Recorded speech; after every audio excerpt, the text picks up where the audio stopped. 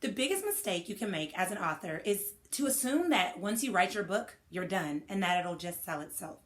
The reality is there's 5,000 books being published every single day. And unless you're intentional about showcasing your book, highlighting yourself as the expert author, then most people won't know about your book and it'll collect dust on the Amazon shelf. And what I really mean is that people will likely scroll past it or they'll never find it. Obviously, you didn't put all of your energy into this book writing process to impact people or entertain people just for it to sit on someone's shelf or prop a table up. You put that work in there for people to actually be able to read it.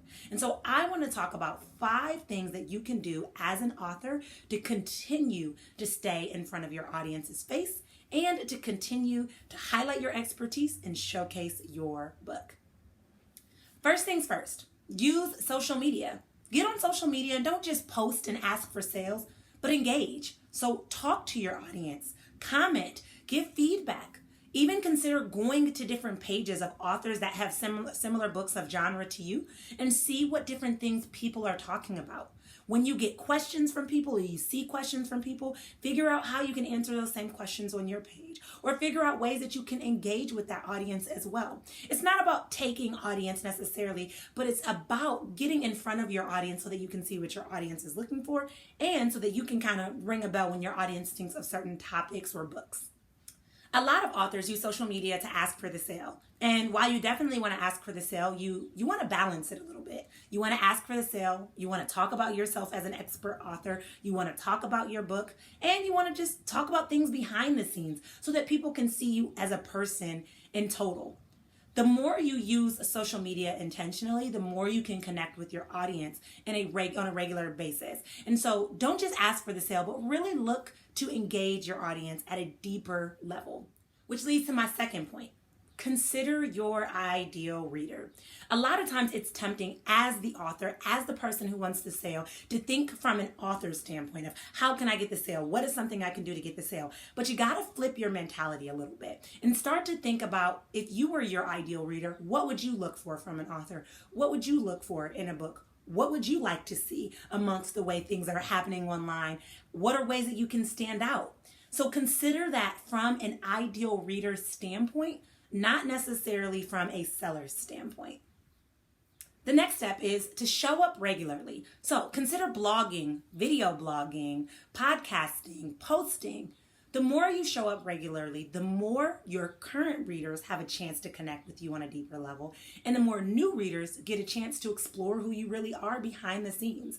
It's an opportunity for people to get a sample of what it's like to read something written by you or to listen to your story. And the reality is, while people buy books because maybe they like the concept or the topic, they would buy your book because of you. And so the more you show up on blogs, on podcasts, on social media, on YouTube or other places for video blogs, it allows people to really connect with you on a deeper level and be willing to take that next step to invest in purchasing your book. The next step is to educate yourself. This is so important. As a lifelong learner myself, I recognize that when you stop learning, you actually stop growing. And if you stop growing, you're going to also stop impacting. And as an author, that just can't be an option. So whatever book you're writing about, consider ways that you can continue to learn about that. One of the books that I wrote is called Make Your Message Your Masterpiece, and I teach people how to write books. And in that book, I talk about the strategies and ways to write books. But as an author, I didn't write that book and say, well, I'm done. Now I know all the strategies to write a book. Because guess what? There's always something more to learn. So I continue to show up with my audience, to continue to be able to update the manuscript, to be able to continue to show up and meet them where they're at, to give them the skills that they need.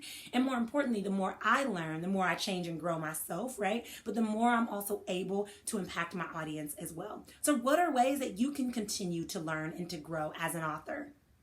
Finally, the last step is to review what's working and what's not working.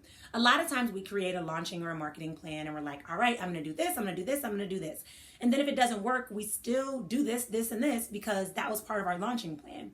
But I challenge you to do something different. Start to reflect every single week and review what's working and figure out how you can do more of that and to determine what's not working and get rid of that.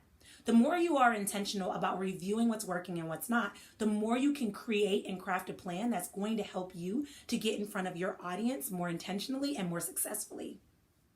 While being an author is a ton of work, it is by far the best title that I've ever carried, and it is so worth it. I know sometimes stepping into unknown territory or these muddy waters can feel overwhelming, and that's why I'm intentional about coming here and presenting strategies and skills that I've used with myself and my one-on-one clients to help them to have success on the aspiring author journey. So I want you to try these out. Any one of the 5 steps or all 5 of them, I want you to take them and I want you to apply them as you continue to move forward and try to show up for your audience. And then come back and let me know how it goes. Comment below and let me know. Make sure you hit like and subscribe before you go. And until next time, I will chat with you guys later.